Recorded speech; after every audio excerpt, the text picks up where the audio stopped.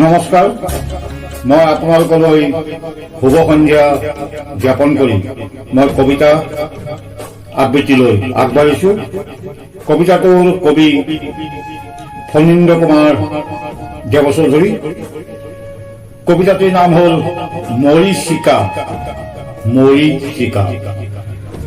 প্ৰতিটো শব্দই আছিল পৰিদেশৰ সপোনৰ সাধুকথা অথবা কপালত হাত বুলাই দিয়া এটি নিচুকনি কীৰ্তি, অথবা এটোপাল চকু পানী মেঘৰ আলৰ নিষ্পাপ দেৱকন্যা।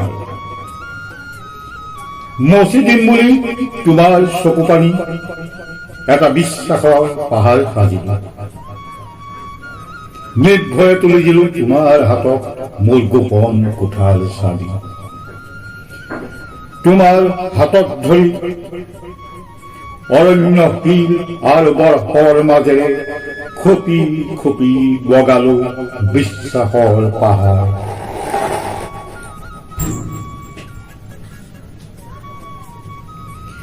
যেতিয়া ভৰি থলো ৰৌতে জিলমিল উতুংগ শৃংগত, পিঠিত তোমাৰ ৰং সনা নখৰ অপ্ৰত্যাশিত আঘাত।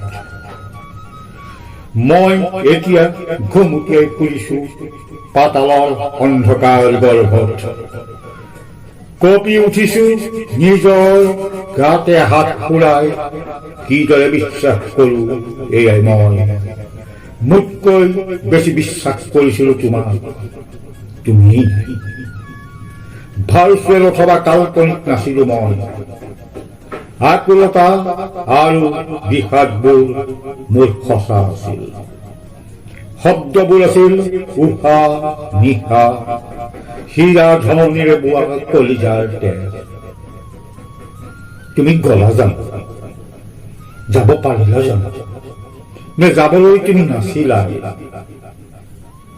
নায়িকা সজাই কিয় ৰচিব দিলা এখন নাটক কাল্পনিক? বিশ্বাসৰ পাহাৰ নহয়, খহি পৰা পাহাৰৰ শিলেৰে সাজি আছো বিষাদৰ গোপন গৰ্গত। বিশ্বাসৰ মৃত্যু এক সমাধি, থৰ হৰাই উলিয়াব তাত পতাকা এখন, কলিজাৰ আকৃতিৰ পতাকাখন মোৰ, সমাধিটো তোমাৰ। নমস্কাৰ, ধন্যবাদ।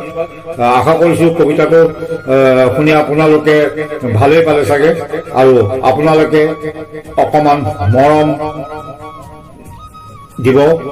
আৰু যদি শুনি ভাল পালে তেনেহলে এই কবিতাটো ছাবস্ক্ৰাইব, ফলো, লাইক আৰু কমেণ্ট কৰিবলৈ নাপাহৰিব।